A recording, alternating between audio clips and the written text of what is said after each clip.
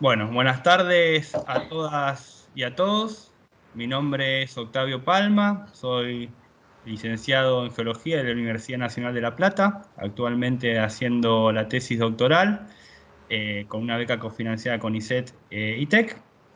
En esta oportunidad me toca ser el moderador de la primer charla del ciclo de charlas organizadas por el Simposio de Magmatismo y Sistemas Petroleros, que va a formar parte de la Conexplo del año 2022. Como bueno, la mayoría deben saber, el congreso de la Conexplo iba a ser el año que viene. Por el problema de la pandemia, fue postergada o postergado el Congreso un año más, así que durante ese trayecto la comisión organizadora del Simposio de Magmatismo y Sistemas Petroleros decidió realizar un ciclo de charlas para divulgar la temática y nivelar básicamente conocimientos. La idea de este simposio surgió a partir de que el año pasado se realizó una conferencia internacional en la ciudad de Malargüe, la que se llamó LASI-6, que es Lacolith and Seal Intrusions, que reunía científicos de todas partes del mundo para estudiar la temática de los intrusivos subvolcánicos específicamente, ¿no? En la cual participó Luis Rebori, Hernán de la Cal, bueno, participé yo y Marta de Angiola, y bueno, creo que fue idea de Luis el primero, de proponer que esta temática era muy importante y que estaría bueno proponerla como un simposio dentro de la Conexplo. Y así fue como nos empezamos a juntar. Les comento, el comité organizador está compuesto por varias personas, bueno, que no las voy a enumerar a todas, pero principalmente los que estamos encargados de organizar estas charlas somos, bueno, yo, ¿no? El burro va a lo último, perdón. eh, Oscar Mancilla, Marta de Angiola, que es la coordinadora del simposio, Hernán de la Cal y Luis Rebori. Y después participan, bueno, varias gente, Silvana Placíbal, Marcelo Barrio Nuevo, ¿quién más está? Bueno, yo no me recuerdo a todos, vos Marta por ahí los tenés más en la idea, sé que está Pablo Borghi, Mariano Hernández, bueno, y un montón de gente. La primera charla está titulada Historia exploratoria de los reservorios signos del Valle del Río Grande, Malargüe, Mendoza, y está a cargo de Luis Rebori. Luis Rebori es licenciado en Ciencias Geológicas de la Universidad Nacional de San Juan, egresado en el año 1979 y máster en Dirección de Empresas de la Escuela Internacional de Negocios de América Latina en el año 1999.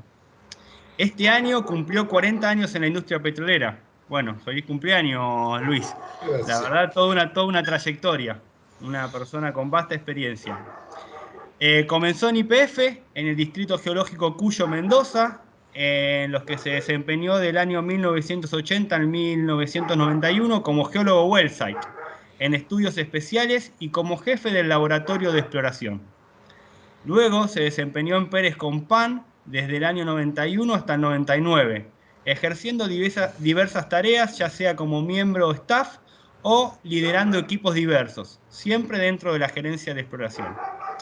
Posteriormente, como consultor asociado en PIT Consultora de Mendoza, entre los años 1999 hasta el 2000. Y luego, a partir de 2000 hasta el 2015, brindó soporte a usuarios de IHS en toda América Latina, con una breve interrupción de poco menos de un año, entre el 2011 y el 2012, cuando estuvo en Remasa como gerente comercial.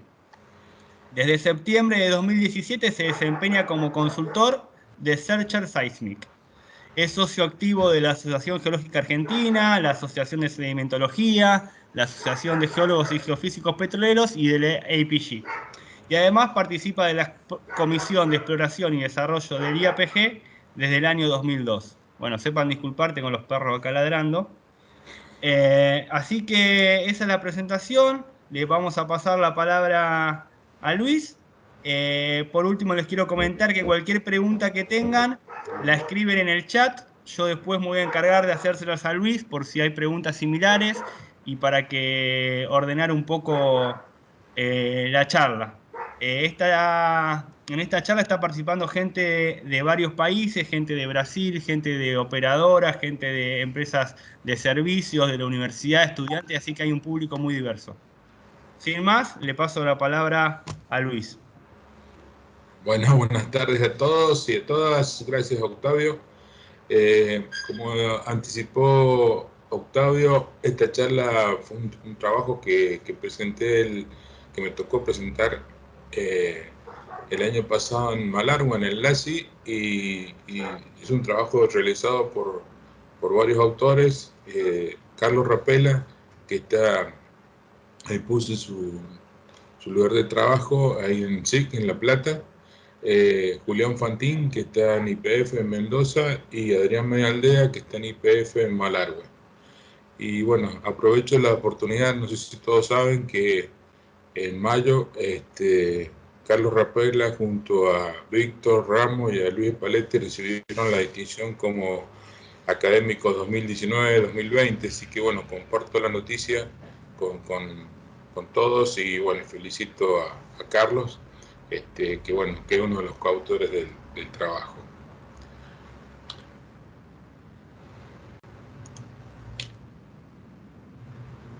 Ahora no avanza mi presentación. Bueno, los antecedentes del petróleo en las rocas ígneas son...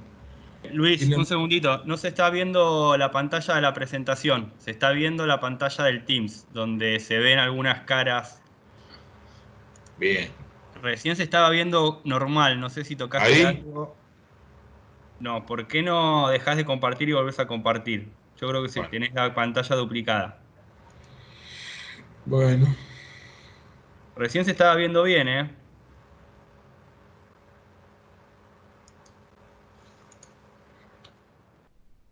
Bueno, disculpen los problemas técnicos, ustedes sabrán que esto puede suceder. Y eso que lo practicamos antes.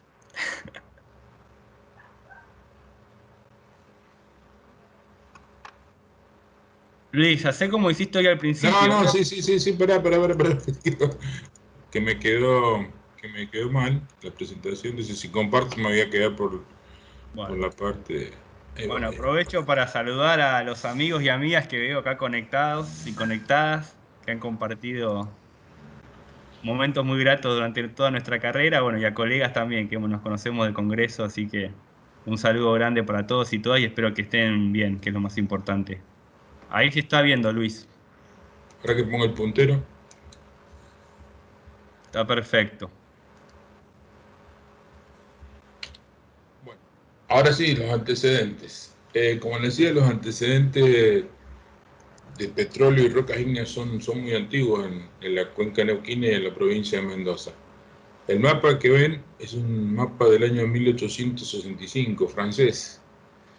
Y ya antes de eso, 1797, el virrey del Río de la Plata, don Carlos Melo de Portugal, le pidió al capitán Amigorena de Mendoza que le indicase dónde tenía manaderos de betún en la provincia de Mendoza para calafatear barcos mercantes del puerto de Montevideo. Y para eso, Amigorena mandó una expedición cerca de la ciudad de Mendoza, que sale acá fuera de escala, a Agua del Corral, lo que muy cerca del yacimiento de Cachepto, pero mandó otra a un lugar que voy a señalar ahí donde tengo mi mouse, que es no muy lejos del río Atuel, al cerro Los Buitres, que ahí había manaderos de petróleo. Pero esos manaderos de petróleo ya eran conocidos anterior a la conquista por los pueblos aborígenes y que después, posteriormente, todos los aborígenes le vendían el betún y sal a españoles que estaban en Concepción, en Chile, para el petróleo se vendía para el betún, para impermeabilizar las odres, para transportar vino. Así que muy antiguamente se sabía de la existencia de ese petróleo y casualmente vamos a ver enseguida que tanto el cerro Los Buitres como el cerro Alquitral son intrusivos andesíticos. No me responde el mouse. Avanza mi presentación. ¿Por qué?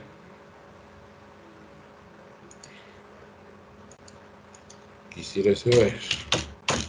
Ay, Dios.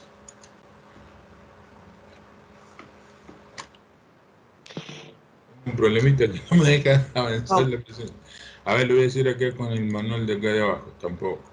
Como diría tu Sam.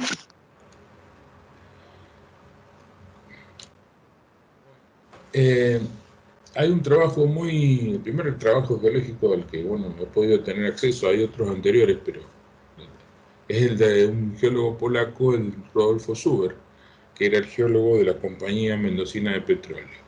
En 1887, él había empezado a trabajar en 1886, vino al Cerro Alquitrán, acá donde vamos a mostrar la zona paralelepípedo amarillo, al norte del río Atuel.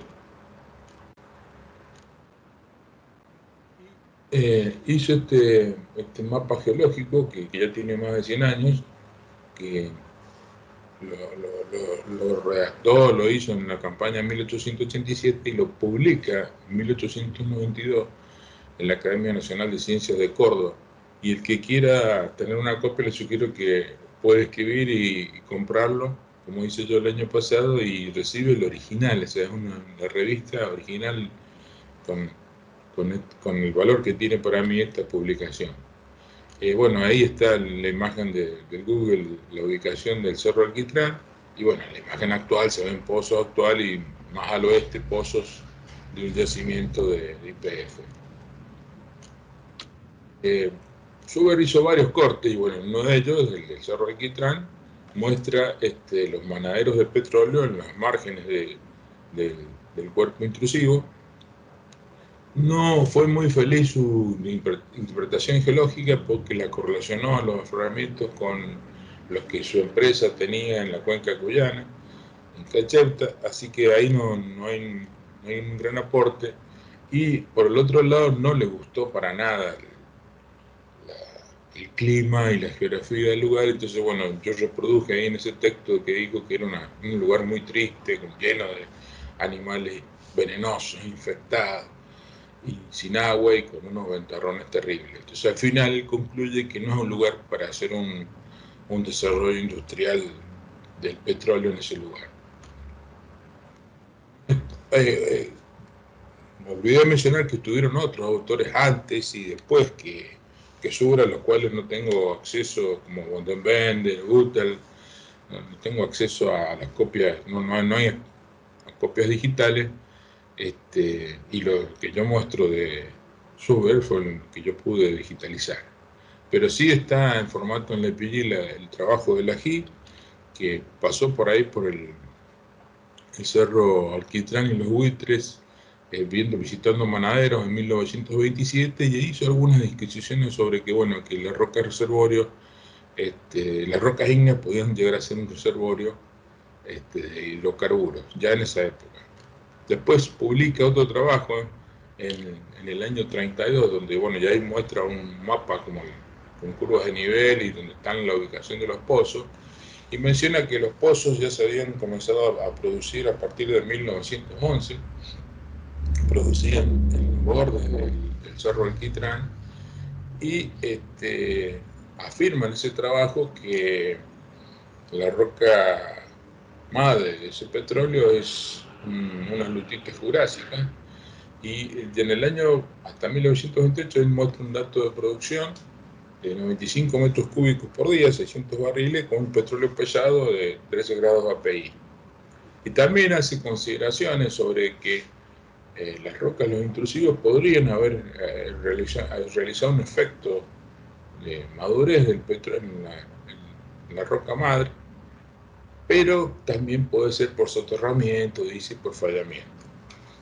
Un aporte muy, muy interesante el que hizo la GI. Ya más adelante, con la explotación del Cerro Alquitrán, de los cuales no hay muchos datos así disponibles estadísticos, la compañía que lo operaba contrató a Raúl de Santi, quien hizo una campaña en 1957-58 con plancheta, hizo un mapeo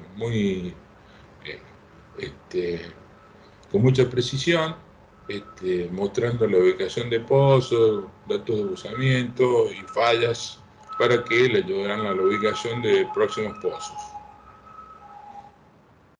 De ahí paso a los estudios regionales que hicieron ya con posterioridad las comisiones geológicas de YPF.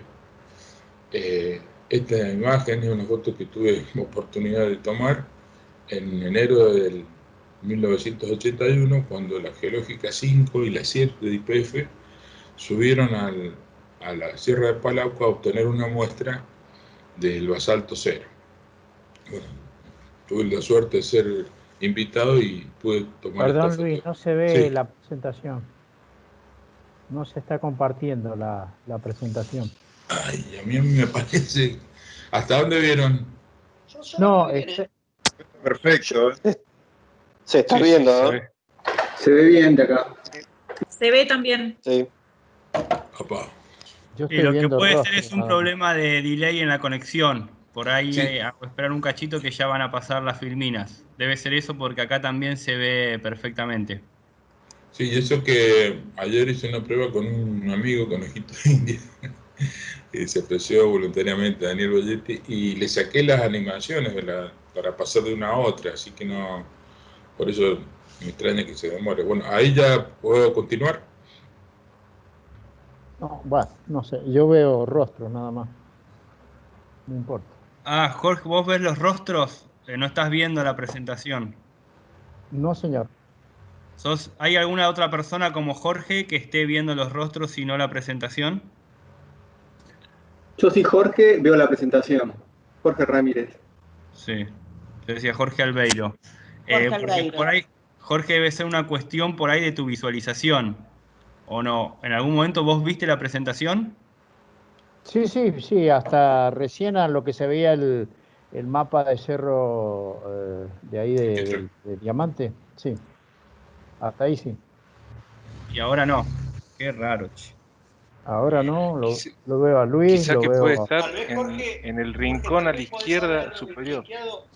Fíjate si abajo a la derecha de tu pantalla no tenés una imagen que dice estudio regional. Porque si cliqueas en la foto de algún participante, se te va a la vista de participantes. Pero, a ver, ahí. Y si no, podemos desactivar las cámaras. No. A ver, ahí estoy viendo estudios regionales. Bien, ahí Ahí he está. parado. Listo, Ahí. perfecto. Ahí está. No toques Ah, nada. perdón. Bueno, disculpen. Bueno, cualquier inconveniente, no duden en comunicarse. La idea es que, bueno, todos puedan ver la No, presentación. excelente, gracias. No, nada, te dejo No, continuar, no. Luis. Bueno, perfecto. Bueno, los estudios que hizo ambas comisiones que estaban en Malargüe son variados. Por ejemplo, yo mostrando pedacitos de un mapa que hicieron entre el relevamiento entre la zona del río Malargüe y Río Grande, Mombrú, Bettini y Vázquez. Publicaron en el 78-79 y ahí ya hacían referencia a las posibilidades como reservorio de las andesitas de la formación Molle. Y después más tarde ambas comisiones hicieron todo un trabajo sobre el terciario ahí en la zona de Palauco, haciendo toda una serie de correlaciones que vamos a ver después qué resultado tuvo. Y lo que sí es interesante destacar que ya para esa época cambiaron ciertas metodologías de trabajo de las comisiones. Abandonaron para el mapeo así regional, ya dejaron de lado la plancheta y empezaron a trabajar con los fotogramas aéreos, y a nivel de perfiles estratigráficos también se dejó de usarse la plancheta para usar el báculo de Jacob, que bueno, lo habían fabricado de forma artesanal, era de aluminio, pintado con distintos colores cada 10 centímetros. Bueno, lo llevaban al campo, inclusive, bueno, yo fui uno de los que también aprendí de ello y lo adopté para cuando tenía que describir corona. Ese que se muestra ahí es uno que me regalaron los muchachos de la comisión. Pero lo importante es que los perfiles que levantaban estratigráficos lo hacían a escala 1:200, o sea, la misma escala que nosotros recibíamos los perfiles eléctricos de los pozos. Y bueno, acá hay una muestra de un viejo perfil donde arriba hay una serie de referencias sobre las estructuras sedimentarias, Pero después, acá donde dice la columna litológica, donde señaló con el láser, se representaba el tipo Silix, ¿no? Estando a la izquierda los plásticos más finos, después los más gruesos y después los calcáreos con la clasificación de Embry-Lover. Bueno, como resultado de ese trabajo que hicieron las comisiones en Palauco Oriental, fue que se descubrió un yacimiento, el yacimiento Cerro Fortunoso, en el año 84. Esta es una imagen inclinada mirando al sur desde el Google, y bueno, muestra la caldera, lo señalo con mi láser, del Payún Matru. De acá el volcán Santa María y la cola que salió del volcán Santa María, el volcán Payún Liso, bueno, lo que es la Payunia y el bordo alto del Payún. Y el yacimiento acá está muy cerca, el yacimiento no está en rocas intrusivas, está en plástico del Grupo Neuquén, pero fue fruto de esos estudios de trabajo de rocas ígneas, que en ese momento muchos decían, bueno, ¿qué hace la comisión estudiando Palá, porque tiene todo ígneo? Y este descubrimiento de Cerro Fortunoso se hace en base a una propuesta de ambas comisiones, porque no había sísmica ahí por la cobertura basáltica, en ese momento no se disponía de ningún dato sísmico. Y bueno, esta es una imagen más reciente de un viaje de campo que se hizo a la Payún el año pasado, donde, bueno, se ven acá, lo señalo con el láser 2 A y B, sacando el petróleo, y allá al fondo el perfil del primer plano, el Payún Matru, un borde, y el fondo, el cono del Payún Liso. Bueno, ¿cuáles eran los objetivos operatorios que tenía YPF en Malargüe en esa época? Hasta el año 80, este mapa muestra el borde de la cuenca, y en color verde, bueno, el petróleo está en los distintos yacimientos descubiertos a ese momento. Vamos a verlo un poquito más en detalle, y con la columna estratigráfica. Y el objetivo para esa época, durante mucho tiempo, fue la formación Chachao del Grupo Mendoza, porque el primer yacimiento que se descubre en la cuenca neuquina lo hace YPF. Bueno, YPF hay que decir que entró en Mendoza, le dio los derechos mineros a la provincia recién en el año 32. Y acá en el año 38 descubrió Yancanelo, y en el año 41 descubre el yacimiento Pampa Palauco, que si pensamos que actualmente produce, el año que viene va a cumplir 80 años, de 50 años después de que fue descubierto, se supo que la roca madre que tenía el Chachao fracturado y niveles del Precuyo, o Lías Dogger, son originados en un riff ahí mismo, con rocas lacustres, no es de vaca muerta ni de agrio. Y bueno, hay una interpretación actual mucho más reciente, como los modelos de corte balanceado, que ya muestran también la actividad ígnea con los colores rojos que aparecen en este corte de Jean Paul y otros. Con posterioridad, ya poco antes de los 80, se descubre el yacimiento Puesto Rojas, también en calcáreos de la formación Chachao.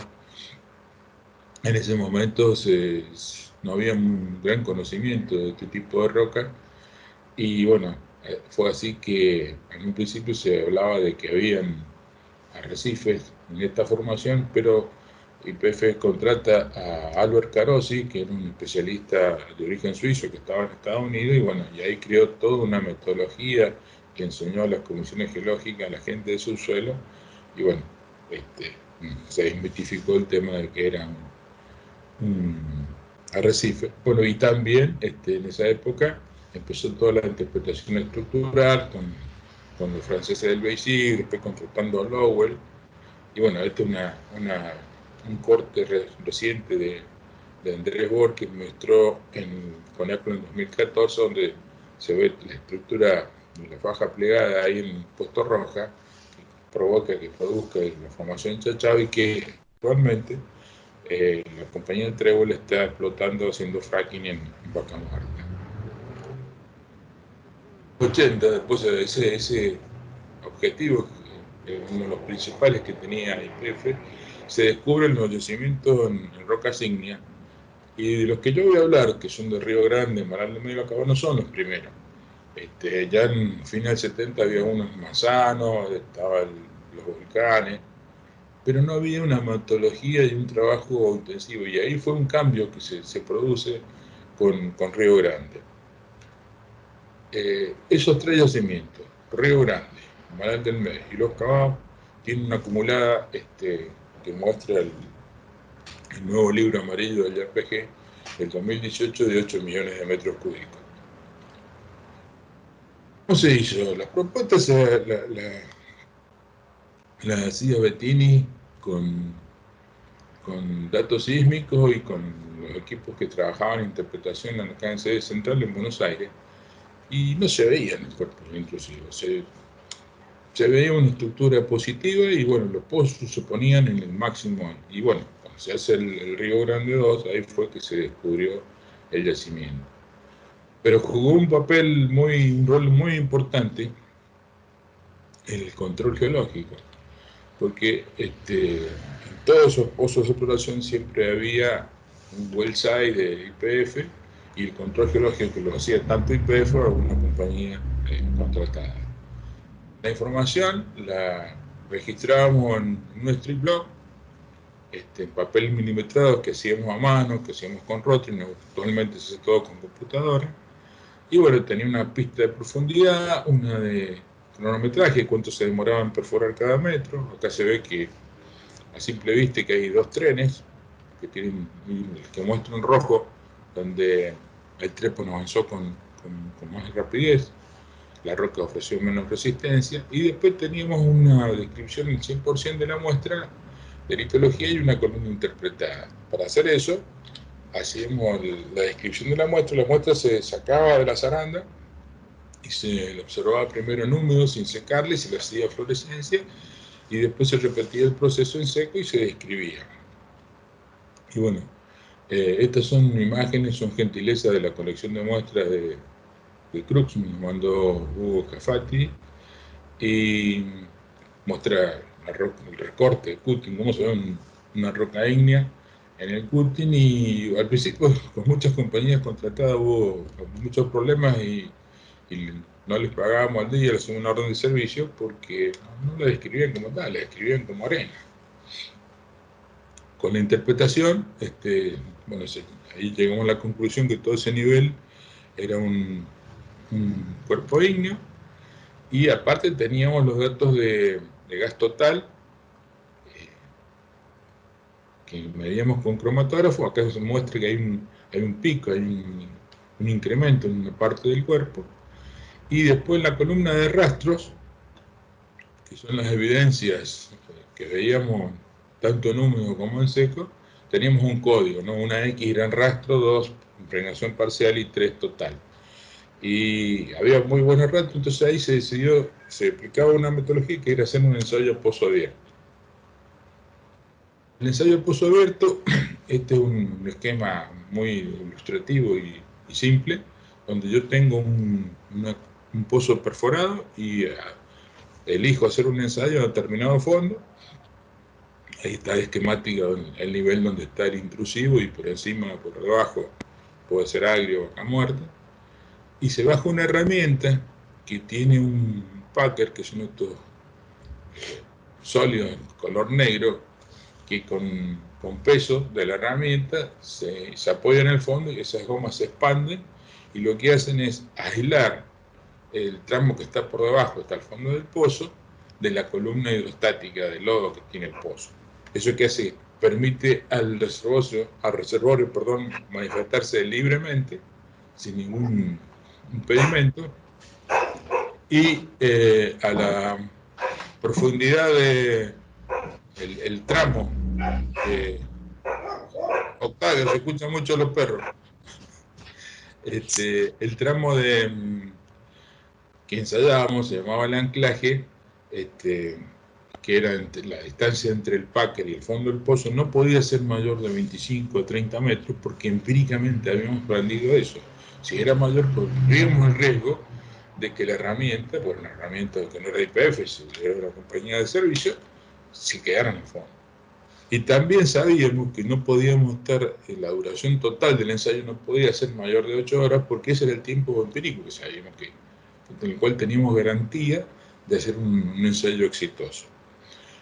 Dentro de la herramienta iban unos registradores de presión que lo marcaban sobre un papel metálico que se llamaba España, y si era una curva como la que se muestra en la presentación y que voy a empezar a analizar brevemente, se podía ver de distintas maneras, así como la veo, o podría girarla 180 grados, y bueno, a la derecha es tiempo y hacia arriba sería aumento de presión. Esta curva inclinada con esa forma cerrada muestra los incrementos de presión a medida que se va bajando la herramienta al fondo del pozo.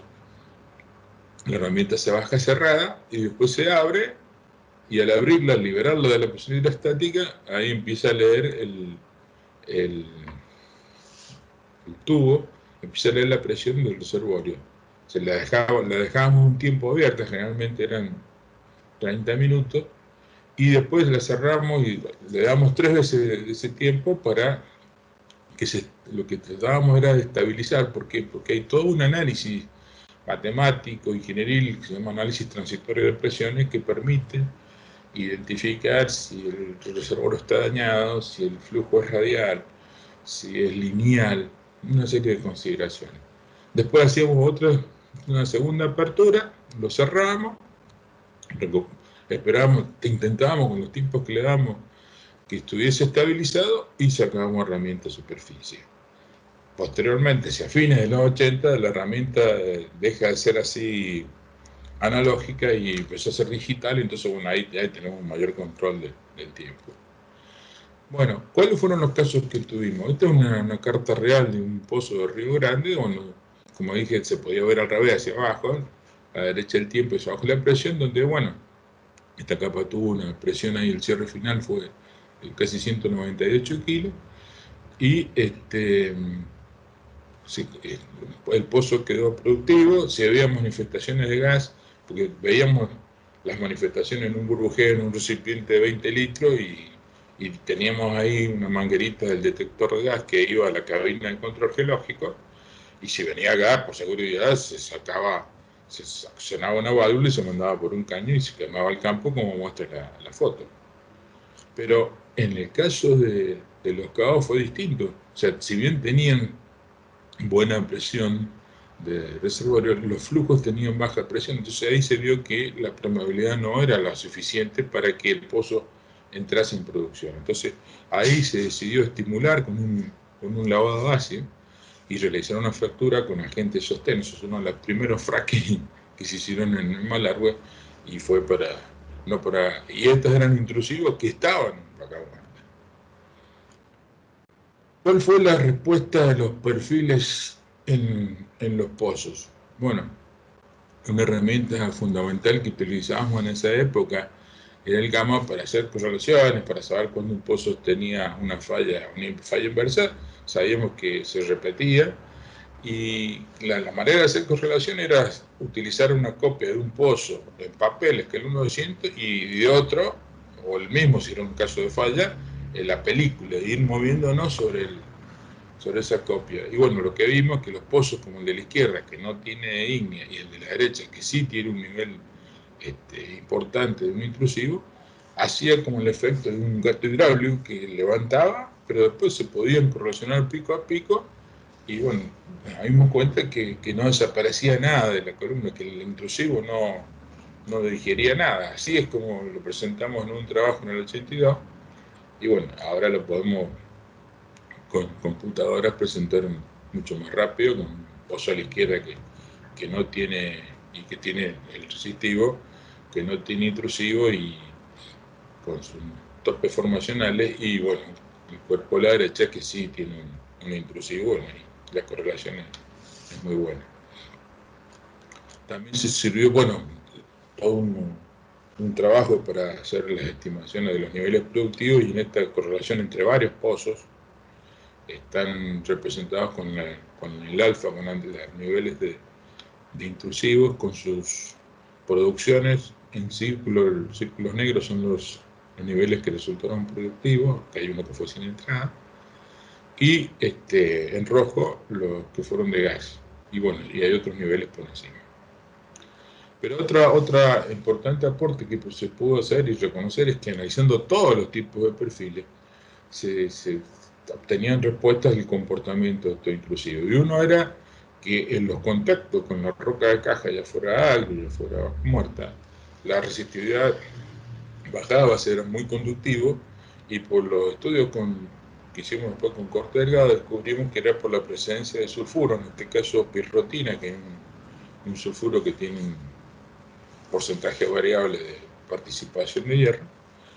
Y el otro perfil es el de porosidad neutrón.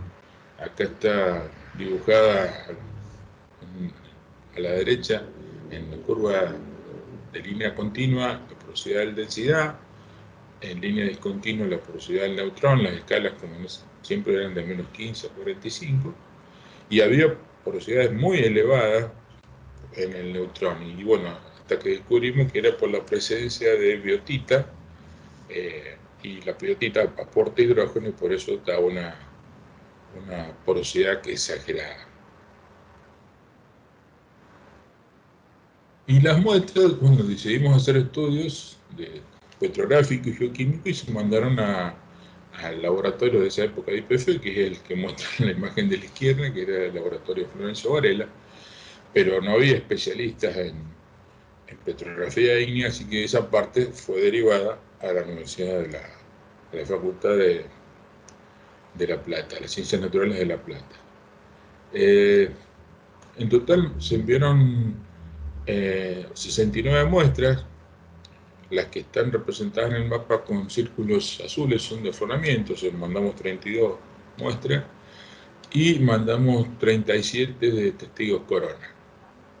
No, bueno, uno de los afloramientos típicos, el de la Cuesta del Chubullo, donde una foto de esa época, una camioneta de IPF de esa época, se ven los niveles de las calizas de Chachao que recorro con mi mouse y los niveles intrusivos de Fulano Escapa.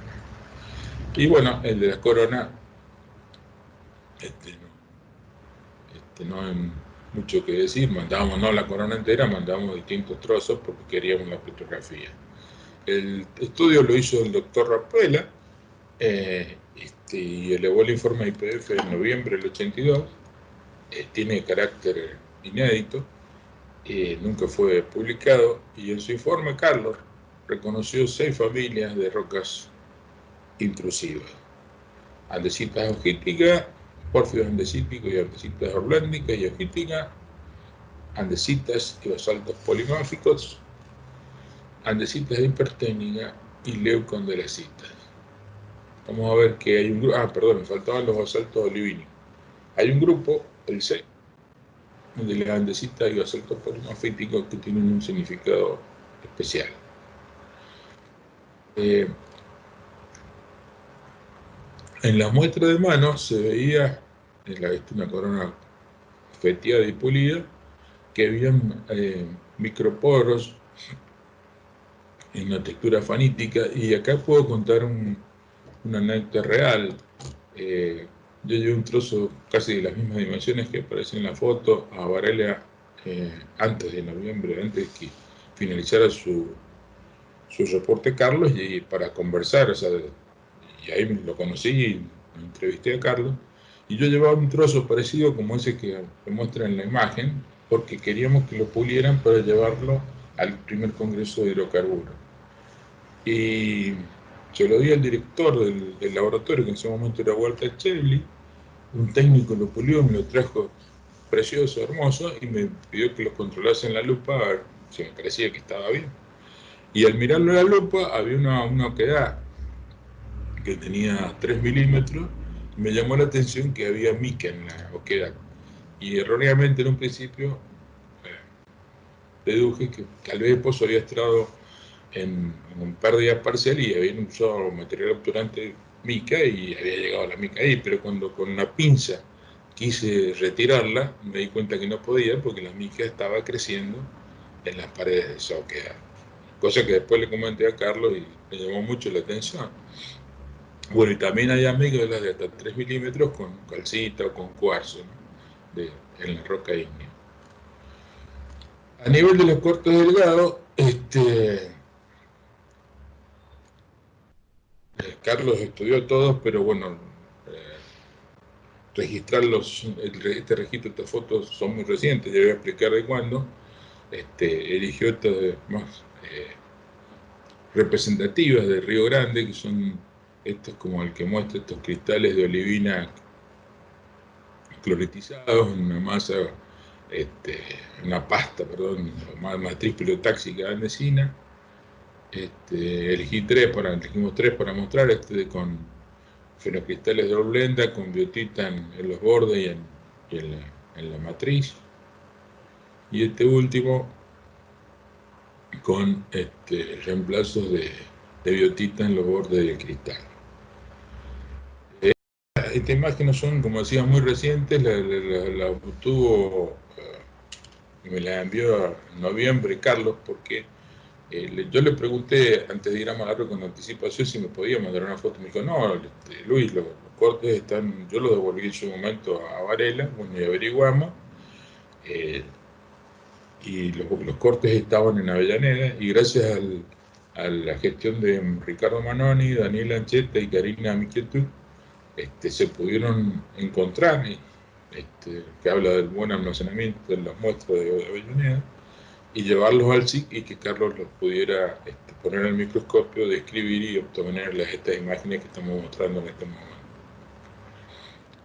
Comentarios importantes que hace y sus conclusiones Carlos es que estas andesitas, la única explicación para explicar el contenido mineralógico que tienen y la textura es que es un magma muy rico en fluidos, con mucha agua, con anhidrido carbónico, y casualmente las únicas que tienen esas características son las andesitas y basaltos permafíticos. O sea que estas rocas corresponden a un único evento y no tienen ninguna correlación con ninguna otra de todos los afloramientos que mostramos. Bueno, eso está dando la idea, la pista, ¿no?, de que hay algo particular. Y bueno, cuando terminaba de mostrar esto en Malargüe el año pasado, algunos especialistas me preguntaban, bueno, ¿qué más se podría hacer sobre esto? Y lo que me comentó Carlos, hacerle geoquímica a las rocas ígneas, porque eso sí es una herramienta importante para hacer correlaciones y tener mejores conclusiones. A la vez hicimos otro, como había dicho anteriormente, otros estudios de geoquímica. Se enviaron muestras de cutting, o sea, sacábamos muestras específicamente para hacer un muestreo geoquímico, que las poníamos en lata sin lavar y con sulfato de cobre como preservante, y también se enviaron de los petróleos. Y la conclusión, la primera que arribaron los especialistas de Varela, fue que los intrusivos, a pesar de que en esa época teníamos dudas, no afectaban, no quemaban a Airo y Bacamarte, no, tenían un efecto benéfico porque provocaban que se madurara el doble del espesor por encima del intrusivo y una vez por debajo. O sea que esos niveles, sin el efecto térmico de los intrusivos, eran inmaduros, pero en ese momento ahora eran maduros y habían expulsado el petróleo gracias a la acción del intrusivo. Una imagen de esos primeros trabajos, ¿no? Y bueno, no había efecto de sobremadurez, y las unidades donde venía ese aporte de petróleo eran los niveles lutíticos de la formación Averio y Vaca Muerta. Bueno, y con esto termino la parte técnica de la presentación. Solamente menciono que otro de los aportes que hicimos en esa época fue un trabajo que publicamos en el 82 con estas conclusiones petrográficas de Carlos y toda la experiencia en ese momento que teníamos de ensayos a pozo abierto y control geológico, y después casi todos los mismos autores publicaron una reunión técnica de ARPEL, que era la Asociación Regional de Empresas Estatales Latinoamericanas, en el año 83, un trabajo con mucho detalle de perfilaje, de evaluación de los intrusivos, y bueno, eso fue una gentileza que me prestó el trabajo Ramón Martínez, y por otra gentileza de Marta de Ángela, que lo escaneó. Ahora cualquiera lo puede consultar porque lo pusimos en ResearchGate, así que si lo quieren ver está ahí. Finalizo invitando a todos los participantes de esta reunión, como dijo Octavio, al próximo Conectplo, que va a ser en noviembre del 2022 en Mendoza. Y bueno, la imagen muestra los pozos ahí cerca del vulcanismo del yacimiento Fortunoso, y el agradecimiento a YPF y a Searcher que me permitieron hacer esta presentación en más largo y bueno, hacerla ahora en español para todos los colegas. Nada más.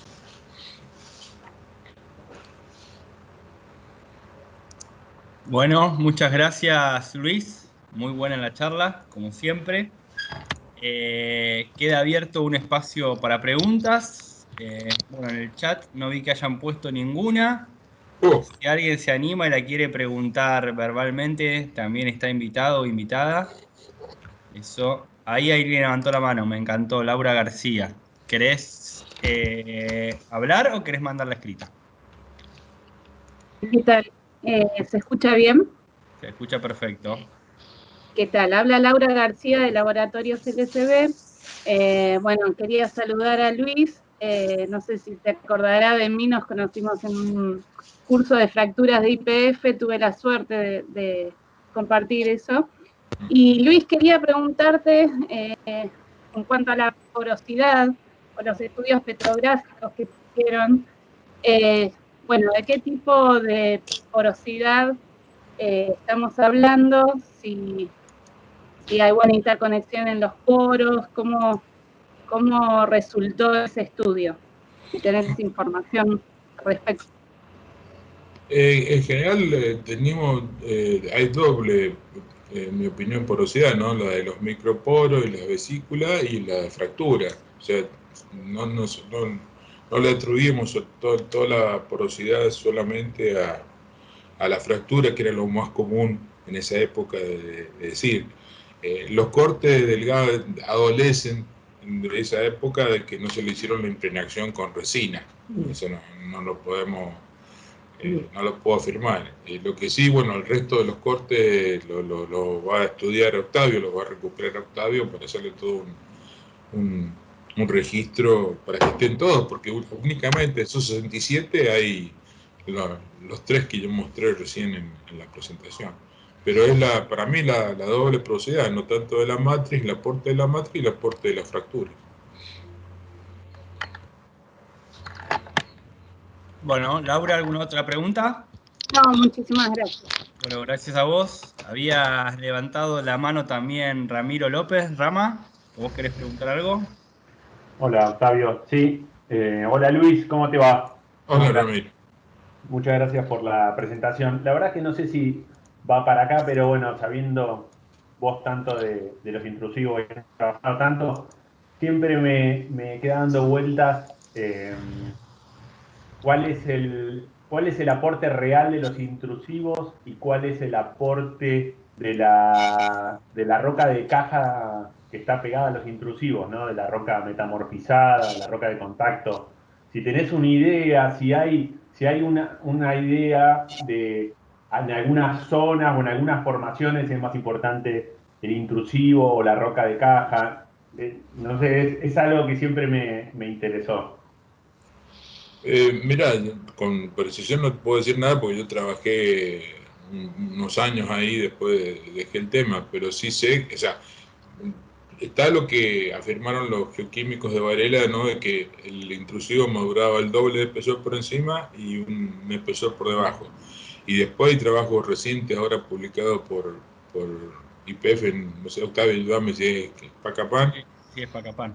Que han hecho todo un cálculo de cuánto aporte y cuánto se ha generado ahí en el Valle del Río Grande por efecto de los intrusivos, ¿no? Claro, bueno, permiso Luis por ahí para contestarle Sí, dale. Ramiro. Mirá, Rama, yo no sé sinceramente cuánto aporta la parte de la zona de daño o zona de baja resistividad, como muy bien mostró Luis en los perfiles de resistividad, en el contacto con el intrusivo, se produce una zona de baja resistividad debido generalmente a la precipitación de sulfuros, en ese caso pirrotina. En los trabajos que hizo Juan, bueno, que tuve el agrado de participar, encontramos pirita y en algunos puede haber grafito también, ¿no? Que son muy conductivos, entonces bajan la resistividad. Esa zona que Juan Espacapán la llamó zona de baja resistividad, algunos la llaman zona de daño. Por lo que tengo entendido, en Lomas Las Yeguas, y no sé si Aguada San Roque se produce de ahí, no sé si hay alguno que haya participado en alguna de esas experiencias pueda comentar, pero ese espesor dañado es generalmente 1/10 del espesor del intrusivo y habría que tenerlo en cuenta en los cuando se ubica el reservorio, esa zona de daño habría que tenerla en cuenta, por lo menos 1/10 del espesor más del intrusivo.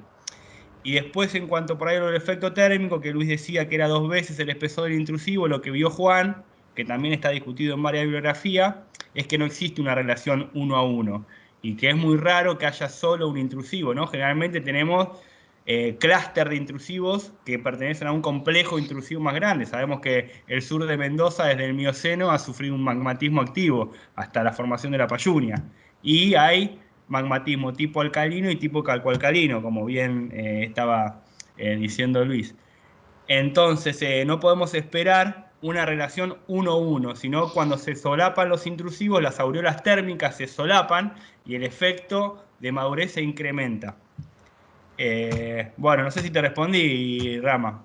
O sea, que lo del reservorio ya no sé cuánto produce qué parte de cada uno, pero lo que sí que la parte de la zona de daño seguro que aporta. Sí, sí, Octavio, yo alguna vez tuve contacto con el yacimiento de San Roque, haciendo algunos laburos para ahí, y el objetivo de producción era más la zona de contacto que el intrusivo en sí. De ahí iba un poco la pregunta si hay, pero la verdad es que no tuve mucho más contacto con este tipo de plays. Entonces, de ahí es que me surge la duda a veces si uno debería enfocarse a uno, o sea, al intrusivo o a la zona de contacto. Pero sí, sí, gracias a los dos. Bueno, mirá, Rama, yo te digo, en lo que yo he visto en el campo, bueno, vos sabés, yo estoy trabajando en la Caracura, que es de paso, bueno, la fotito que tengo ahí atrás, que bueno, es muy parecido también a la zona del Manzano, ahí afloran muy bien en esas dos sierras, Vaca Muerta y Agro, con un montón de intrusiones, y nosotros vemos en esa zona de daño siempre muchas brechas de bitumen, o sea, como que el hidrocarburo está ahí en el contacto. También es una cuestión de la distribución de fracturas, ¿no? Como el contraste térmico es mayor en el contacto, la densidad de fracturas es mayor que en el interior del cuerpo. Sabemos que el interior del cuerpo intrusivo es más masivo, ¿no? Que la zona del borde. Entonces, cabería esperar que si tenemos una maduración en el contacto, ese hidrocarburo migre y se aloje en la zona más fracturada, que es justo el contacto, no tanto el centro del intrusivo. Pero bueno, eso en charlas futuras lo vamos a hablar. Yo iba a dar una charla, o sea, yo iba a inaugurar supuestamente este ciclo de charlas por una cuestión de que no tenía permiso de ITEC o sea, de gestión del conocimiento para dar la presentación, la tuvimos que posponer, pero seguramente en 15 días, cuando dé la charla yo, vamos a hablar de ese tema. Vale, gracias. Gracias a vos. Octavio, yo veo que acá hay colegas que trabajaron intensamente y activamente, no sé si quieren decir algo, que Fernando Bettini, y lo veo también al Moncho, al Horacio Lezeta, al Juan Carlos Didiar. Son todos históricos de esa época. Sí, me imagino. Hay Bueno, que si alguien quiere comentar algo, si no tengo acá algunas preguntas en a el ellos chat. también, porque han pasado todos esos colegas que están participando en la presentación. Hay que felicitarlos también porque dedicaron muchas horas y muchos años de trabajo laboral en el campo, trabajando con intrusivos y estudiando y interpretando. Así que además de felicitar a Luis y a todo el equipo que presentó este trabajo, también va una dedicatoria a ellos que han trabajado tantos años en la región con los intrusivos. Bueno, gracias Ricardo, sí, es muy bueno recordar, la verdad que toda esa gente fue muy pionera, ¿no? Sí. Tirarse a explorar en una zona volcánica, más en esa época, ¿quién se lo imaginaría? Bueno, acá tengo algunas preguntas, acá hay alguien que... Ahora, Moncho, ¿qué quiere decir? Pon el micrófono, Moncho. Octavio, levanté la mano, sí, esperen porque tengo algunas preguntas en el chat y en las manos... ¿Quién habla? ¿Ramón Martínez? No se escucha, Moncho. No, activa por favor, ¿puedes activar el micrófono? Bueno, mientras... ¿Ahora se escucha? Ahora sí, dale. Sí. En ese momento, cuando estudiábamos nosotros, era la década del 80, es el primer trabajo que aparece en el primer Congreso de Hidrocarburos, hablábamos de un sistema de doble porosidad. Fisuras, fracturas y los bugs, y se hacía todo un sistema que era el método Aguilera, y se estudiaba, y ya en ese momento ya se sabía que los contactos eran del sistema térmico pirita-pirrotina. Por eso es la caída de la curva de resistividad. Por otro lado, y antes del estudio de coronas, teníamos la inquietud qué pasaba con el neutrón. Y ahí empezamos a pensar en un estudio macroscópico que podían ser las biotitas, las micas, dadas que tienen oxidrilo y tienen un comportamiento del hidrógeno. Pero en ese momento se hablaba de un sistema de doble porosidad y normalmente lo que se veía que las rocas ígneas de mayor espesor, no me acuerdo cuál era exactamente el espesor máximo, no tenían producción. Todas las rocas andesíticas, esas que, por otro lado, cuando se lo dieron al laboratorio del Museo de la Plata, las estudió el doctor Aragón, que reportaba al que hoy es el coautor con Luis, y se supo también que tenían que ser rocas andesíticas que fueran anteriores a los distintos movimientos andinos posteriores, por así se solicitaba la fisura. Cuanto más joven eran las rocas ígneas, menos fisuradas, porque no tenían otro movimiento andino. Entonces, se mandó a datar, que nunca tuvimos la datación de esas, a qué movimiento andino pertenecían esas intrusiones andesíticas. Era para una acotación nada más, y realmente no había un estudio de los contactos, que ahí en ese momento supimos, al hacer el análisis de los que era stopping magmático y no digestión magmática, por esas correlaciones que se ven perfectamente en los rayos gamas.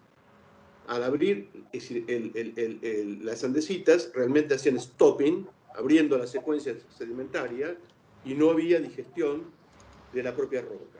Es decir, no suprimían los niveles estratigráficos por encima y por debajo. Solamente eso, pero ya estamos hablando de la década del 80, donde ustedes vieron que trabajábamos a papel y con Rotring. Nada más. Bueno, muchas gracias Ramón.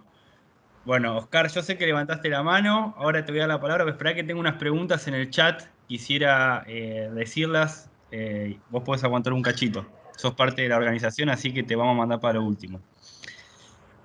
Bueno, tenemos una pregunta de Jorge Albeiro, que pregunta, ¿cuál es el desarrollo de estos cuerpos y si el fracturamiento es producto del enfriamiento o hay una componente estructural asociada? Bueno, acá es más o menos lo que estaba comentando Ramón, ¿no? No sé si Luis quiere decir algo al respecto. No, ya está respondida la pregunta, eso claro, me parece. Claro, o sea, dos sistemas de porosidad, ¿no? Una primaria, las fracturas de enfriamiento a veces se consideran como, algunos autores la consideran dentro de la fractura primaria, otros la consideran como porosidad de fractura separado. Pero bueno, eso es una clasificación. Lo importante es que bueno, la matriz y la fractura aportan al desarrollo. Y como muy bien dijo Ramón, los intrusivos más jóvenes no tienen fracturamiento tectónico, entonces bueno, no son tan buenos reservorios como los más antiguos. Después tenemos otra pregunta de MBI, que creo que será, no sé si es Marcelo Barrio, no sé quién es MBI. Dice, ¿se puede tratar como un fisurado natural por método Aguilera? Sí, nosotros lo tratamos, está en el trabajo ese antiguo que se presentó en el 50 aniversario de Arpel, ya no recuerdo, pero intentamos, o no sé si lo logramos, trabajarlo con el método Aguilera, que estaba muy de moda en ese momento. Bueno, gracias Ramón.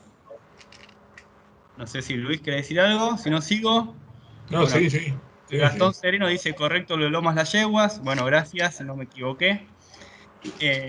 Bueno, acá agradecen. Había otras preguntas más acá. De Jorge, dice... Una pregunta, Lomas Las Yeguas tiene otro tipo de historia, ¿no? No es un intrusivo. Es un intrusivo, sí. Hay un intrusivo en Lomas Las Yeguas. Creo que fue el primero que reportó Orchuela. Sí, porque Orchuela estaba buscando carbonatos que cortaban y se encontró con ese tipo de intrusivo. Pero no sé si químicamente, si la petrolografía apunta a lo mismo que estas andesitas. No, ahí no sabría decirte, por ahí alguien puede comentar. Creo que lo que decían que Loma La Yegua sí produce de la zona de daño, que es lo que había preguntado Ramiro López. Correcto. Eso es correcto, pero apunta más a un basalto que a una andesita. No, habría que preguntarle a los especialistas petrofísicos. De Loma La Yegua, soy Marta, ¿qué tal? Hola. ¿Me escuchan? Sí. Loma Las Yeguas eran filones y que la producción se hacía por las zonas metamórficas. Cuando el filón entraba en contacto con murichinco, con alguna roca químicamente factible, se producía una reacción y se formaba el upper metamorphic zone y una lower metamorphic zone.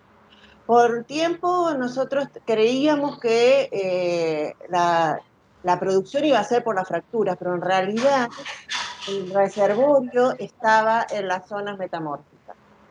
Ahora, hay trabajos petrofísicos, con Ramiro hicimos y con Daniel Especiano y otra gente de Total, que yo en este momento no recuerdo bien cómo era el tema de la porosidad, pero sí, el reservorio estaba asociado con las zonas metamórficas, con las zonas de intercambio químico. Bueno, gracias Marta. Ahí contestando por ahí lo que vos preguntabas, Ramón, sobre la composición. Bueno, es lo que les comentaba yo, o sea, desde el Mioceno hasta la actualidad hubo un gran vulcanismo en toda la zona del norte de la cuenca neuquina, sur de Malargüe, donde tenemos una relación entre el volcanismo de intraplaca, son los basaltos de la Matancilla, después tenemos esas andesitas miocenas que son más calcoalcalinas, más típicas de Arco, y después volvemos a tener un volcanismo de intraplaca de la Payunia. Entonces podemos tener distintas composiciones de intrusivos en Vaca Muerta, en Ario, en un grupo Neuquén, y eso va a cambiar la respuesta en los perfiles. Totalmente. O sea, los basaltos generalmente tienen un bajo gamma ray, mientras que las rocas más ácidas tienen que tener uno más alto, ¿no? Por la presencia de feldespato potásico. Entonces, pueden haber las dos cosas. Eso lo digo porque cuando vayan a interpretar un perfil en una zona de intrusivos, no se queden con que siempre tiene un bajo gamma, porque puede haber casos en los que puede haber un alto gamma. Exactamente, porque yo trabajé en las dos puntas. Trabajé en Mendoza y trabajé en ese momento en Plaza Winkle, por eso te lo preguntaba. Es decir, el magnetismo es diverso y tiene distintas composiciones independientemente de los tiempos, de intraplaca, etcétera, etcétera. Correcto, es así. Bueno. Después, gracias. Sigo con las preguntas. No, gracias a vos. Muy enriquecedores los aportes. Bueno, teníamos otra pregunta acá de Jorge también, que decía: entendí que los intrusivos se estimulaban con ácidos a alto caudal y con fracturas hidráulicas. ¿Cuántas bolsas usaban? ¿Qué era más usual? ¿El acid frac o el fracturamiento? No, no era un alto, o sea, no era ácido alto caudal, era un ácido muy leve, como para remover un poquito de daño, y después ya era la fracturación con agua gelificada y arena sostén. No tengo datos de cuántas bolsas usaban, no lo recuerdo. No sé si vos, Ramón, lo El flaco Leseta debe saberlo mejor que nosotros. Sí. Bueno. Sí, es cierto, perdón, es cierto lo que dice Luis. No se acidificaba, sino que se removía, tenía muy poca, una cabeza muy pequeña de ácido para remover el daño y después era toda fractura mecánica. Bueno. Bueno, seguimos, muchas gracias. Otra pregunta. Tenemos una de Marcelo Arnocio. Hola Chino, ¿cómo andás? ¿Cuál es la forma? Pregunta. Dique, lacolitos, etcétera. Y tamaño de los cuerpos.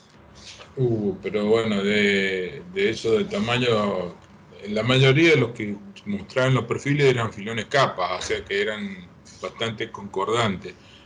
Yo pienso que también en algunos casos habían lacolitos, pero no tengo ahora ese tipo bueno, de datos disponibles. Yo no le puedo contestar.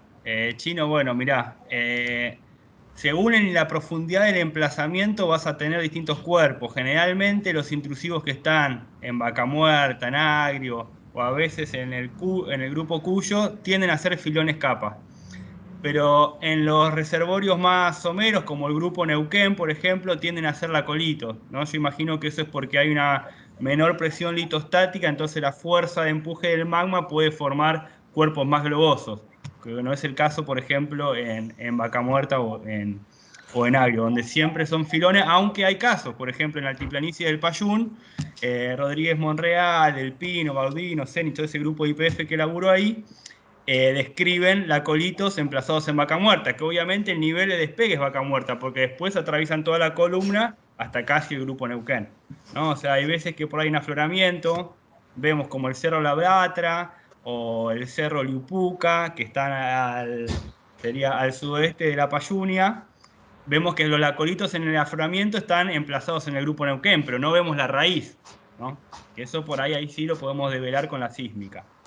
Y en cuanto a los tamaños, el eje de elongación de los filones capa de Vaca Muerta y Agrio, según los trabajos de Spacapán, es en dirección norte-sur, ¿no? Como las estructuras más o menos, o sea, ese es el mayor eje, ¿no? O sea, que tiene más longitud en el norte-sur, llegando a 27 kilómetros más o menos. Y después en dirección este-oeste, creo que llegan a los 13 kilómetros, una cosa así. Los datos los tendría que chequear en el paper último que salió en el APG, pero más o menos son esos para que tengas una dimensión. Octavio, ahí Adrián comentó algo sobre la estimulación. ¿Podría tal vez ampliar algo? Bueno, ahora le damos la palabra a Adrián. Sigo un poco con las preguntas. Bueno, ahí justo habló a Adrián que dice: actualmente se realiza el cálculo de reserva por Aguilera. Gracias, genio.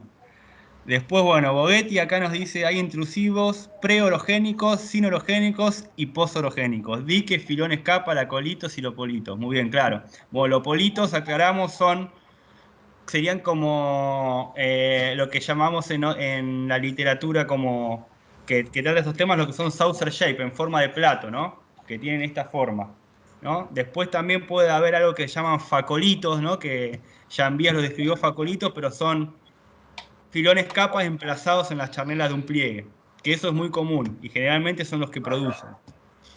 Corríjanme vos, Adrián, que sos el capo acá de la zona, corregime si digo alguna burrada. Y bueno, Daniel Bogetti acá sigue diciendo: si es que se puede hablar de pozo orogénico hoy. Bueno, muy bien. Adrián dice que actualmente se realiza en alto caudal y a veces energizado. Acá tenemos una pregunta de Pablo Borghi. Dice: respecto al magmatismo eoceno y oligoceno, que no mencionaste, ¿te parece que no participan en estos yacimientos? Yo no sé, no tengo respuesta. Bueno, no, sí, o sea, bueno, hay un tema, una discusión muy grande con la datación de los intrusivos. Si bien hay muchas dataciones preliminares faltan edades, eso hay que decirlo, faltan edades, un montón de edades. Sí. Claro, ¿quién dijo eso? Yo, Marcelo Barrio Nuevo, o sea, el tema de edades en la industria petrolera es un gran conflicto. Totalmente. Entonces, claro. Y también las edades de potasio-argón fueron un gran conflicto, eso también hay que decirlo. Entonces, hay vulcanismo eoceno, pero no hay como para reconstruir no hay edades. Bien, bueno, eso es justamente lo que iba a decir. Hay una falta de edades y las dataciones que hay son muy dispares. Por ejemplo, no sé, tenés algunos de 40 millones de años, como el que está publicado del Acolito en Altiplanicie del Payún, y después hay otras, por ejemplo, los la trabajo de Espacapán, donde Filón escapa en Vaca Muerta o en él, tienen 20 millones de años. Y después hay algunas que son más recientes, dieron algunas 5 millones de años. Sí, lo digo y lo aclaro porque hay unos trabajos, por ejemplo, del Pino acá en Nauca Movida, que se hicieron edades en superficie. El volcanismo en Nauca Movida empieza en el Oligoceno y hay coladas actuales, 2 millones de años. Entonces a veces tirar una edad con un solo dato es muy complicado. El vulcanismo es desde el Oligoceno hasta actual. Y Daniel del Pino hizo una edad ahí y todo el mundo habla de la edad moderna de Nauca Movida. Por eso hablamos de que cuando son reservorios fisurados deben ser más antiguas que 4 millones de años, porque son solícitos. Lo que pensamos nosotros en ese momento no lo podíamos datar, hablábamos de un terciario bajo, porque tenía que ser solicitado para los distintos movimientos andinos para poder fisurarse o fracturarse. No, Los por eso está bien hacer. Pensamos que cuando hacíamos ensayos en rocas ígneas más jóvenes, eran totalmente cerradas y no se veían los perfiles ningún tipo de fisuración como las que se ve en el Valle de Río Grande, que son los reservorios productivos. Por eso es totalmente no cuantitativo, ¿no? Está bien hacer relación estratigráfica, pero hay que confirmarlo con edades. Total. Bueno, como para cerrar, bueno, faltan edades. Para responder esa pregunta tuya, Pablo, que faltan edades, entonces, bueno, es lo que estaban comentando ahí. Sigo porque, bueno, estamos pasados del tiempo, perdón, si alguien quiere seguir discutiendo, después podemos, me encanta, esta discusión está muy enriquecedora. Tenemos un comentario de Hernán de la Cal que dice que se presentó un trabajo en el Glacier State de un lacolito emplazado en Vaca Muerta en Pampa Amarilla. Sí, es verdad, es verdad. Después Fernando Bettini hace una pregunta que dice, ¿por qué le llama zona de daño? ¿Alguien está hablando arriba? Ahora a los que levantaron la mano, ahora les doy la palabra. Quiero terminar de leer las preguntas, así después podemos pasar a las preguntas orales. Bueno, Fernando pregunta, ¿por qué el reservorio productivo de Loma de las Yeguas lo describieron, que recién un asistente lo describió como zonas alteradas arriba y abajo de los filones como lo hizo Total?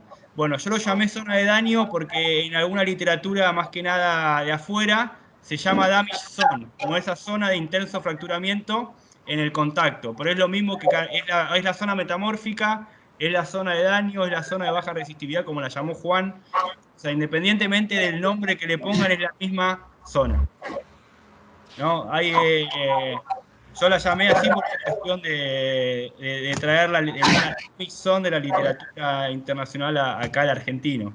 Pero es zona de metamórfica, es zona de baja resistividad, es zona alterada térmicamente. Cada autor la define distinto.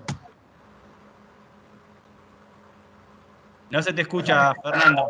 Prende el micrófono. Fernando, no se te escucha. Prende el micrófono. No se te escuchó nada. Ahí se escucha. No, ahí lo apagaste de vuelta. Lo habías prendido y lo apagaste. Ahora. Sí, no. Llamar la zona de daño a un reservorio productivo, cuando el daño es otra cosa. Es otro término. Bueno, claro. Tenga daño y produzca como produce el Loma de la Yegua y en Aguada San Roque. Por eso, pero bueno, está bien. Sí, si lo leíste. Viene más por ahí de la literatura de los que estudian el emplazamiento del magma, que llama zona de daño porque daña a la roca de caja, o sea, la fractura. Obviamente que para la industria petrolera, más para producción, daño es otra cosa. Bueno, gracias. Bueno, gracias, mi amor. Perdón, acá tengo a mi hijo que me está consultando una cosa. Bueno, seguimos con las preguntas. Dice Daniel Boguetti que las edades varían de sur a norte. Sí, muy bien, eso también lo vieron otros autores. Gracias, Daniel. Bueno, y no tenemos, a ver, mensajes nuevos acá si hay alguna pregunta más. Yo no veo ninguna pregunta más en el chat. Así que ahora le voy a dar la palabra a quienes levantaron la mano. Habíamos levantado primero Oscar Mancilla, no sé si querés decir algo, Oscar. Sí, yo solamente un comentario, agregar un poquito a lo que describía Luis con respecto a cómo se descubrieron estos reservorios. En el cutting nos llamaba la atención que estábamos en medio de agro, en realidad el objetivo estábamos buscando el chau chau y en medio de las pelitas negras de agro o incluso en vaca muerta aparecían arenas. Y parecían arenas en realidad, pero no cerraba, y lo que sí se veían que habían máficos alargados. Entonces, dice, bueno, si ese máfico si algo fue en la arena, ese máfico no puede durar ni medio metro de recorrido. Entonces, comenzamos a elucubrar y empezamos a ver plagioclasas, feldespatos, etc. Entonces, ahí sacamos que eran rocas ígneas, ¿no? Y la otra cosa que quería un poco hacer un comentario a Ramiro, en general, y por ahí es esta gente que son más viejos que yo, que estaban en esa época en los pozos, no, en general se ensayaban y se punzaban dentro del cuerpo intrusivo. En realidad, lo que estaba por fuera del intrusivo, las pelitas que el rock. Ay, se cortó, Oscar. Se cortó. Bueno, capaz que se quedó sin internet porque a veces... Bueno, continuamos por ahí ahora cuando vuelve. Ahí sí, no, lo toqué sin querer. No, me refiero a que comentaba un comentario con respecto a Ramiro, que había hecho la consulta. En general, en esta época, lo que se hacía era, tanto los ensayos como estuvo mostrando Luis, o cuando después se hacían los punzados, se atacaba al cuerpo ígneo en sí, digamos, no se investigaban las pelitas de roca de caja. Entonces, obviamente que tienen que estar aportando y deben estar aportando fluido al intrusivo, que es el reservorio que tienen más cercano, pero por lo menos en esa, no sé cómo lo harán ahora, pero en esa época no se estaba considerando como un reservorio de las pelitas. Nada más. Bueno, gracias, Oscar. Marta de Angiola había levantado la mano. No sé, Marta, si querías decir algo. No, se ve que la debo haber levantado cuando quería comentar lo de... Lo de Loma Las Yeguas. Loma Las Yeguas, claro. Bien. Bueno, entonces pasamos acá a Pablo, que tiene una pregunta. Pablo Borghi. ¿Cómo estás, Pablo? Bueno, Pablo es parte también del comité organizador. Nada, sí, levanté la mano cuando estaba la discusión de las edades, y lo que quería agregar, así que vuelvo un poco a ese punto, que sí, sin duda, estoy totalmente de acuerdo, hay un problema de faltan edades o que hace falta publicarlas, debe haber muchas edades dando vueltas en un montón de empresas y que no tenemos acceso. Y de hecho eso es lo que pasa en la empresa que yo trabajo, estoy preparando un trabajo para publicar, para darle a conocer esas edades y empezamos todos a entender un poco más todo lo de evento magmático y cómo fue evolucionando el sur de Mendoza. Nosotros tenemos edades de que van desde el Paleoceno hasta el Plioceno, ¿no? O sea que hay, además de lo que vos comentaste del Mioceno, que es la etapa más conocida de la expansión del arco hacia el este, está la etapa de Palauco, que también es bastante bien entendida entre el Oligoceno y el Mioceno temprano. Y después hay intrusivos eocenos, que son los que Rodríguez Monreal también dató, se publicó en un trabajo, que creo que es la etapa menos entendida, de ese periodo del terciario en la faja plegada y corrida de Malargüe. Así que creo que eso es algo que tenemos que, de alguna manera, nosotros los técnicos, incentivar a las empresas a que tomemos datos de edades para poder bajar la incertidumbre de estos intrusivos, para a ver si podemos empezar a relacionar a distintas etapas de formación y a etapas de magmatismo. con un razonamiento básico, tendría uno que pensar que cuanto más viejos son, más fracturados o más chances de fracturado van a tener, porque van a estar afectados por más etapas de formación, sobre todo la del Mioceno tardío, que es la más conocida y la que termina de darle forma a la faja plegada corrida más larga. Así que nada, eso era un comentario para agregar a la discusión. Bueno, qué bueno, Pablo. Yo, mira, comento acá también que he visto un informe de Wintershall Solar y Rankin Norte donde tomaron un montón de muestras para datar y siempre quedé esperando a ver los resultados, ¿no? Así que bueno, si estás hablando de esas dataciones, Sí, estamos estoy esperando con trabajando con ansia. Bueno, acá tenemos otra pregunta. Bueno, gracias, Pablo, de Adrián. ¿Querés comentar algo? ¿Qué haces, maestro? Sí, buenas tardes, ¿cómo les va? Un gusto escucharlos hablar y hablar de intrusivos, que por ahí es mi pasión.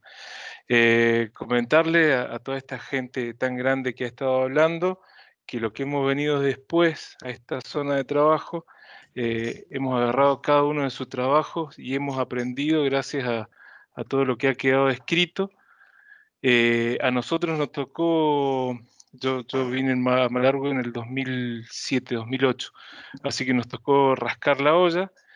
Entonces, dentro de eso, lo que encontramos, va relacionada a la pregunta que hacían con respecto a las zonas de baja porosidad. Las zonas de baja porosidad, es cierto, la gran mayoría de los intrusivos estaban punzados en la zona central o en la zona donde había diferencias de resistividades o indicadores de fractura. Pero después encontramos, haciendo esto de rascar la olla, buscamos fracturas en otros sistemas, cerca del intrusivo o en el mismo intrusivo. Y encontramos esto, que también que el filón capa se inyectaba dentro de la formación, ya sea de vaca muerta o de agrio, y generaba como microfisuras en la roca de caja. Y esas rocas de caja también ha sido productivas, junto con el intrusivo, porque ahí ese es el problema que uno después no tiene como para poder dividir qué producción viene de qué lado. Y que también, como para sumar a lo mismo que han dicho, que la zona de bajas resistividades se ha encontrado una serie de minerales que le llaman clinoptilolitas, que es el grupo de las eulanlitas, que son los tectonosilicatos, que también son muy conductivas y también están en esta misma zona. Así que eso nada más aportar y agradecerle a toda la gente que ha trabajado antes en estos yacimientos. Ha sido un placer seguir sus pasos. Bueno, muchas gracias, Adrián. Bueno, también Adrián ha colaborado mucho y ha participado en las publicaciones que ha hecho Spacapán. Yo las nombro porque no porque haya participado, sino porque son las más recientes del área, ¿no? Bueno, también hay algunos de Hernán de la Cal un poco más al norte, y bueno, la gente de Wintershall también que está trabajando por la zona. Después tenemos una pregunta de Marcelo Barrio Nuevo. Levantaste la mano.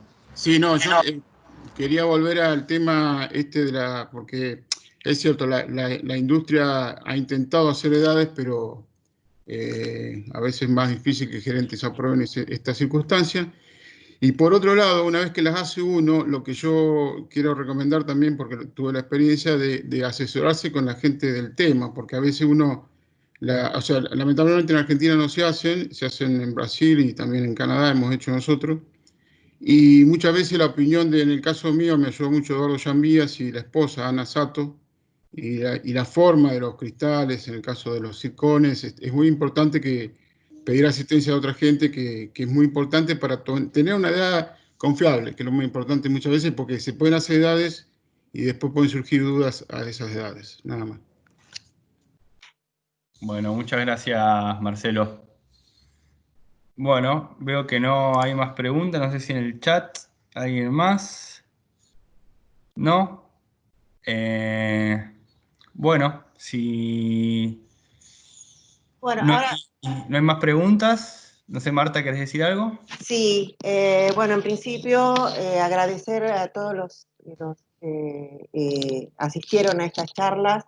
empezó de una manera informal y la verdad que hayamos llegado a esta cantidad de oyentes y de participantes es un lujo. Y después este viaje que nos hicieron hacer por el tiempo. Yo soy una generación intermedia, pero trabajar con los pibes y trabajar con los que saben de las cosas es la verdad que es un lujo y es un orgullo. Así que bueno, nosotros vamos a seguir trabajando sobre este tema, vamos a ir invitando a distintos oradores cada 15 días a las 5 de la tarde los jueves. Por ahora nos vamos a seguir juntando. Va a haber, ya para la semana que viene pienso que vamos a tener una agenda más o menos organizada. El grupo de referentes del simposio, bueno, Hernán de la Cal, Luis Rebori, Gustavo Bergani, Octavio Palma, Oscar Mancilla, Silvana Plácibat, Adrián Rasguido, Wilfredo Pincheira, Pablo Borghi, Julio H., Martín Ceballos, Diego Lengue, Marcelo Barrio Nuevo, Mariano Hernández y Ezequiel Lombardo. Y después tenemos un grupo de notables universitarios como Marcelo Arnocio, Gerardo Páez, José Paredes y internacionales, Oliver Galán, Alan Bishop y otros tantos que tenemos en nuestro listado. La idea es aprender, la idea es los que venimos de la industria y no somos petrólogos y no somos petrógrafos y que entender de estas rocas y su vinculación con la producción y la exploración y los sistemas petroleros. Así que, nada más. Muchas gracias. Bueno, muchas gracias Marta. Yo también quería despedirlos, agradecerles a todos. Y bueno, la idea es que la charla que iba a dar yo sea introductoria para todos estos trabajos que nombró Marta. O sea, no va a ser de un caso en particular, sino ver una recopilación de la bibliografía que hay actualmente y actualizada sobre los impactos del magmatismo en los sistemas petroleros. Así que bueno, los invito y los espero para la próxima charla. Los saludo, fue la verdad un placer y muy grata todas las discusiones. Luis, no sé si querés saludarlos, yo ya me despido. No, fue una muy linda experiencia y bueno, agradecido a todos por la participación y a todos los que han colaborado para que yo pudiera hacer la presentación, nada más.